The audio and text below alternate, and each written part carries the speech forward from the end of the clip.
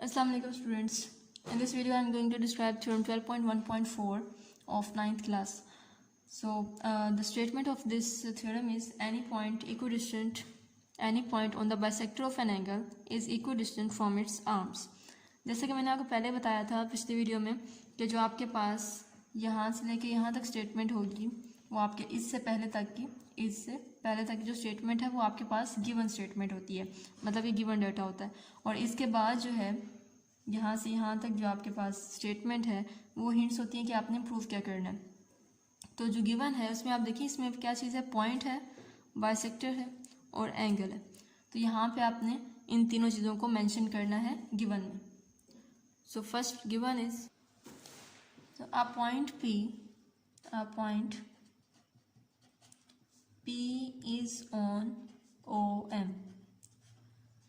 बात क्या थी कि any point on the bisector of an angle, तो ये एंगल है और एंगल का बाइसेक्टर क्या मतलब है कि मैंने जैसे आपको बताया कि बाइसेक्टर क्या चीज़ होती है, जो किसी भी फिगर को दो इक्वल पार्ट्स में डिवाइड करे वो उसका बाइसेक्टर है। जैसे अगर राइट बाइसेक्टर है, लाइन बाइसेक्टर है, वो लाइन को दो इक्वल पार्ट्स में डिवाइड करेगा। और अगर एंगल का बाइसेक्टर है तो वो उसको दो इक्वल पार्ट्स में डिवाइड करेगा। ये एंगल हो गया और इसके दो इक्वल पार्ट्स से ये OM पास कर रहा है, तो इसका मतलब ये है कि दो इक्वल पार्ट्स होंगे। जब भी हम equal part A point P is on OM. OM is the bisector of angle O. The bisector of angle AOB.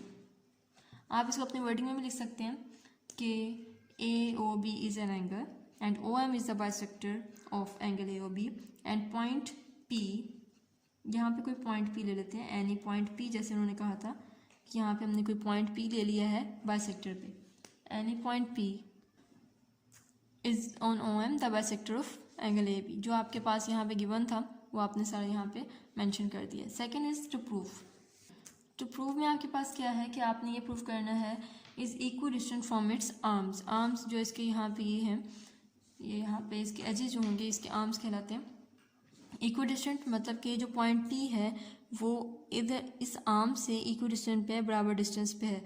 तो जो आप प्रूफ करने के लिए आपको जो कंस्ट्रक्शन यहाँ पे चाहिए होगी, यहाँ से ये आपने कर लिया। आपने ये प्रूफ करना है कि ये जो है यहाँ से इक्विडिस्टेंट है, कि यहाँ से यहाँ तक का फासला और यहाँ से यहाँ तक का फासला ये बराबर है। अब इन दो पॉइंट्स को हम नाम दे देंगे R और Q, खुद से भी नाम दे सकते हैं। तो प्रूव आपने क्या करना है कि जो PQ है और जो PR है ये आपस में बराबर हैं, that is P is equidistant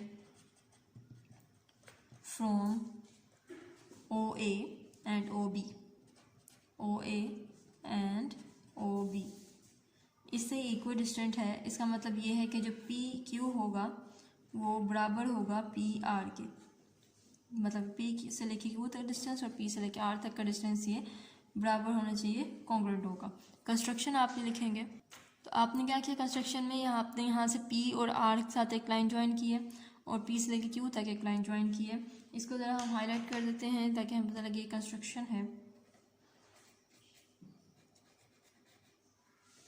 ये आपने कंस्ट्रक्शन में किया।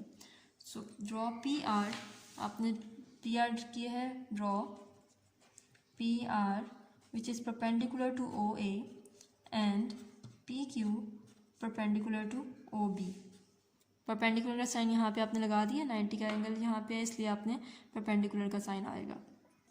ओके स्टूडेंट्स, एक यहाँ पे जो बात क्लियर करनी है मैंने वो ये कि आप OA पे आपने इस तरह का और OB पे इस तरह से आपने एरो का निशान लगाया है और जो PR और PQ है उस पर आपने जो है वो लाइन सेगमेंट का निशान लगाना है इस तरह से। इसको आपने एरो नहीं लगाना PR और PQ पे। अब इसकी रीज़न क्या है, इसकी भी वजह यहाँ पे लॉजिक ये है कि आपके पास ये जो OB और OA हैं ये लाइंस हैं, लाइंस जो कि कभी ख़त्म। ओके, ये PR इस पे मैं बता रही हूँ कि लाइन सेगमेंट और लाइन का एरो किस पे आएगा। एरो जो है वो लाइन पे आता है क्योंकि लाइन जो है यहाँ पे आप देखें यहाँ पे एरोस लगाए हैं आपने।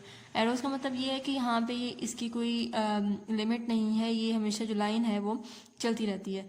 तो ये जो है आपने ये रे का साइन होता है, यहाँ पे एक एरो मौजूद हो, ये रे का साइन है, रे का एक एंड पॉइंट होता है और एक साइड पे कॉन्टिन्यूड होती है, इस वजह से इसके ऊपर एरो का निशान आएगा।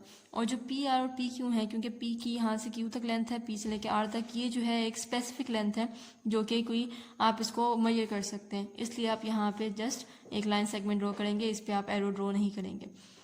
उसके आगे यहाँ पे स्टेटमेंट और रीजंस आ जाती हैं। तो फर्स्ट स्टेटमेंट आपके पास यहाँ पे ट्राइंगल्स बने हैं, वो दो ट्राइंगल्स बनेंगे। एक आपके पास ट्राइंगल है पी ओ क्यू, एक ट्राइंगल है P O R, P O Q P O R. जैसा कि मैंने आपको पहले बताया था कि ओ एंगल आपने दरमियान रखना है, क्योंकि आपको ओ एंगल आपने का जो है वो मेजर है, क्योंकि आपने एंगल जो है वो ये लिया है और उसका ही बाइसेक्टर बनाया है, इस वजह से आप एंगल को मिड में रखेंगे। तो इन सब छोटी छोटी चीज़ों का आपने ध्यान रखना है, क्योंकि आपका ये जो है वो 8 मार्क्स का होता है और 8 मार्क्स से मैक्सिमम 7 मार्क्स आपके आ सकते हैं अगर आप इन सब चीज़ों का ध्यान रखेंगे, और 8 मार्क्स भी लकीली हो सकता है। In triangle P O Q have 1:1 correspondence with that triangle P Q R, P O R. O angle mid में आएगा P O Q and have 1:1 correspondence। इसको 1:1 correspondence इसलिए कहते हैं क्योंकि इसमें हर 1:1 का मतलब है कि इसकी हर एक जो साइड है, मतलब P जो है वो P के बराबर है, O के बराबर है, Q R के बराबर है, इसलिए इसको हम कहते हैं 1:1 कॉरेस्पॉन्डेंस। तो अब आपने इन दो ट्राइंगल्स को प्रूव करना है कि आपस में इक्वल हैं। तो सबसे पहले आप यहाँ से ले लें कि जो आपके पास साइड है OP ये वाली, जैसा कि आपने पिछले थ्योरम में प्रूव किया था कि जो आपकी ये साइड है ये बराबर है QOP is congruent to OP। ये क्योंकि कॉमन है, तो इसकी रीज़न है क्योंकि ये कॉमन है, इस वजह से ये दोनों ट्राइंगल्स में बराबर होगी, कॉन्ग्रुएंट होगी। इसके अलावा जो आपका ट्राइंगल है POQ, वो POR के angle POQ is congruent to angle POR। ये ऐसा क्यों है? क्योंकि आपने यहाँ पे ये देखें ये लगाया हुआ है, ये तो आपने पहले लगा लिया था कंस्ट्रक्शन में, क्योंकि आपने बताया कि एंगल को बाइसेक्ट करना है और एंगल बाइसेक्ट हुआ है, इस वजह से इसका जो ये होगा, ये और ये साइड आपस में बराबर होगी। इसका मतलब ये है कि जो ये एंगल है POQ और POR ये आपस में बराबर है। तो ये आपने कंस्ट्रक्शन से लिया, तो पहली आपने साइड ली, दूसरा आपने एंगल ले लिया, और तीसरी आप लेंगे एंगल PO। और जो इसमें थर्ड चीज़ आपको नज़र आ रही है इसमें बनी हुई, वो ये है कि आपने एंगल्स बनाए थे यहाँ पे, इनको भी आप यूज़ करेंगे PQO, मतलब कि जो Q पे एंगल है और जो R पे एंगल है ये दोनों 90 एंगल्स हैं। तो ये आपको पता चल रहा है कि दोनों बराबर हैं, तो यहाँ पे आप लिखेंगे angle PQO is congruent to angle PRO। तो ये जो है आपका ये कंस्ट्रक्शन में था, क्योंकि आफ्टर कंस्ट्रक्शन जो है आपको ये दो पॉइंट्स मिले थे, इसलिए कंस्ट्रक्शन में आएगा, और जो ऊपर वाला पॉइंट है वो आएगा गिवन में, क्योंकि ये जो है आपके पास जो O एंगल था ये आपकी गिवन में ही मौजूद था। देखिए यहाँ पे is an angle of an angle, तो एंगल जो है वो तो गिवन में मौजूद था, इस वजह से आप यहाँ पे गिवन लिखेंगे। और ये जो Q और PR पॉइंट है ये आपके पास कंस्ट्रक्शन में थे, इसलिए आप यहाँ पे कंस्ट्रक्शन में लिखेंगे।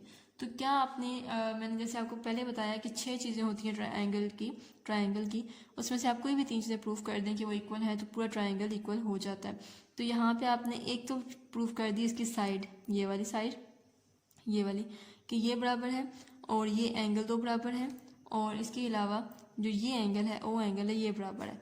तो 3 चीज़ें आपने प्रूव कर दी हैं। इसका तो इसमें आपने क्या यूज़ किया है, SAA पोस्टुलेट। तो यहाँ पे आप लिखेंगे therefore triangle POQ is congruent to triangle POR।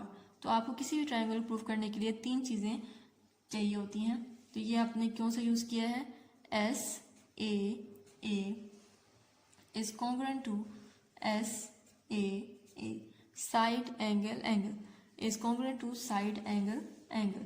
तो मतलब कि आपने पोस्टुलेट यूज़ किया है कॉन्ग्रुएंसी ऑफ 2 ट्राइंगल्स के लिए, कि यहाँ पे एक साइड और 2 एंगल्स आपने प्रूव कर कि वो इक्वल हैं आपस में। तो यहाँ पे जो आप अब रह गया, इसमें से आपने प्रूफ क्या करना था कि जो PQ है और PR है ये आपस में बराबर है। अब PQ क्या है, यहाँ से PQ ये वाली साइड और ये वाली साइड ये आपस में बराबर है, ये आपने प्रूफ करना है। अब क्योंकि आप ये 2 ट्राइंगल जो है, एक ये ट्राइंगल, तो ये 2 ट्राइंगल्स आपने प्रूफ कर दिए कि आपस में ये दोनों इक्वल हैं। तो इसका मतलब है कि तो आपके पास एक साइड है इसकी। अब ये 2 ट्राइंगल्स की आपने एक साइड और 2 एंगल यूज़ कर लिए थे। अब इसकी ये साइड पी क्यू और पी आर ये बराबर होंगी, क्योंकि आप 3 साइड प्रूव कर चुके हैं, तो इट मीन्स कि उसकी बाकी जितनी एंगल्स और जितने साइड रह गए वो भी आपस में बराबर होंगे। P Q is congruent to P R, तो इसका रीज़न ये होगा कि कॉरस्पॉन्डिंग साइड्स हैं कॉन्ग्रुएंट ट्राइंगल्स की। कॉन्ग्रुएंट ट्राइंगल्स की कोई भी आप 2 साइड्स ले लें वो आपस में बराबर होंगी, क्योंकि आप पहले प्रूफ कर चुके हैं कि वो दोनों ट्राइंगल्स आपस में कॉन्ग्रुएंट है, तो उसकी कोई भी साइड आपस में कॉन्ग्रुएंट होगी। तो the last reason is the corresponding sides of congruent triangles. तो आपने ये प्रूफ कर लिया कि जो आपका पी क्यू है वो पी आर से, और पी क्यू और पी आर जो है वो आपस में बराबर हैं। इसका मतलब ये है कि दोनों आपस जो पी पॉइंट है वो क्यू से और आर से इक्वल डिस्टेंट है, इक्वल फासले पे। एट द एंड आप ये लिख सकते हैं देयरफॉर जो आपने प्रूफ करना था, P is equidistant from OA and OB। ये एट द एंड अगर आप लिखते हैं जो आपने प्रूफ करना है वही आप एंड पे लिख देंगे, तो ये आपके पास इसका अच्छा इफेक्ट पड़ता है, अच्छा इंप्रेशन होता है पेपर पे। तो ये आपका थ्योरम था 12.1.4। इसमें कुछ समझ ना आई हो, वैसे इसमें अगर आप सही तरह से वीडियो को सही तरह सुने तो आपको समझ आ जाएगी। एक एक पॉइंट आपको सुनना पड़ेगा, समझना पड़ेगा, और जो है इसको रटा लगाने की कोशिश ना करें, समझ के करने की कोशिश करें, इतना मुश्किल नहीं है। Thank you so much.